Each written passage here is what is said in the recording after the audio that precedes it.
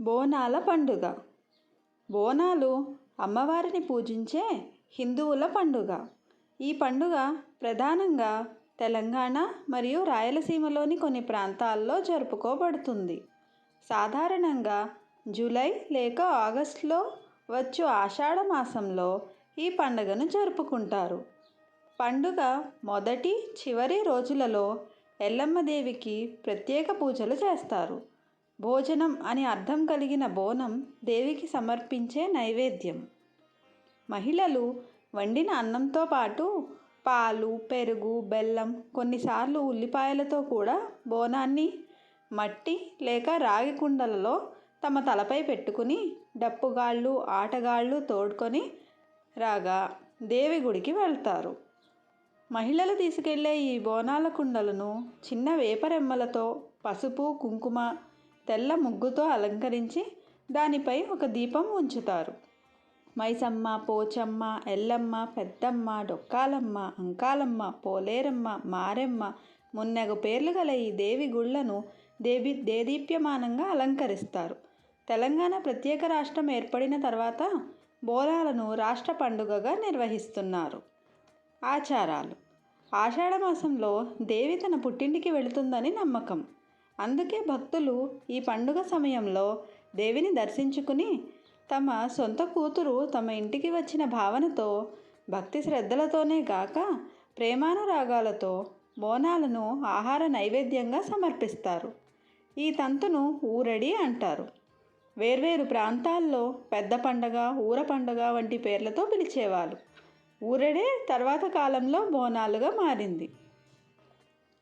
పూర్వకాలంలో ఈ పండుగ రోజున దుష్టశక్తులను పారదోలడానికి ఆలయ ప్రాంగణంలో ఒక దున్నపోతును బలి ఇచ్చేవారు. నేడు దున్నపోతులకు బదులుగా కోడిపుంజులను బలి ఇవ్వడం ఆనవాయితీగా మారింది. పండుగ రోజున స్త్రీలు పట్టుచీరలు, నగలు ధరిస్తారు. పూనకం పట్టిన కొందరు స్త్రీలు తలపై కుండని అంటే బోనం మోస్తూ డప్పుగాళ్ల లయబద్ధమైన మోతలకు అనుగుణంగా దేవిని స్మరిస్తూ నర్తిస్తారు. బోనాలను మోసుకు వెళుతున్న మహిళలను దేవి అమ్మవారు ఆవహిస్తారని విశ్వాసం.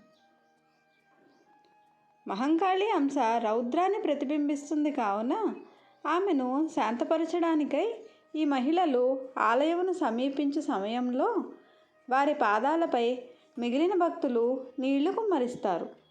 తమ భక్తికి చిహ్నంగా ప్రతి భక్త బృందము ఒక తొట్టెను అంటే కాగితం, కర్రలతో కూర్చబడిన చిన్న రంగుల పరికరాన్ని సమర్పించడం ఆచారంగా ఉంది. బోనాల పండుగ సందోహం గోల్కొండ కోటలోని గోల్కొండ ఎల్లమ్మ ఆలయం వద్ద మొదలై లష్కర్ బోనాలుగా పిలువబడే సికింద్రాబాద్లోని ఉజ్జయిని మహంకాళి ఆలయము, బల్కంపేట్లోని ఎల్లమ్మ దేవాలయాల మీదుగా ఓల్డ్ సిటీ ప్రాంతానికి చేరుకుంటుంది. పోతురాజు. దేవి అమ్మవారి సోదరుడైన పోతురాజును ప్రతిబింబించే ఒక మనిషి చేత పండుగ సమూహాన్ని నడిపించడం ఇంకొక ఆనవాయితీ. పోతురాజు పాత్రను పోషించే వ్యక్తి స్ఫురద్రూపిగా, బలశాలిగా ఉంటాడు. ఒంటిపై పసుపు, నుదుటిపై కుంకుమ, కాలికి గజ్జెలు కలిగి చిన్న ఎర్రని ధోతీని ధరించి డప్పు వాయిద్యానికి అనుగుణంగా ఆడతాడు. అతను భక్త సమూహమునందు నర్తిస్తాడు. అతను పూజా కార్యక్రమాల ఆరంభకుడిగా, భక్త సమూహానికి రక్షకుడిగా భావించబడతారు.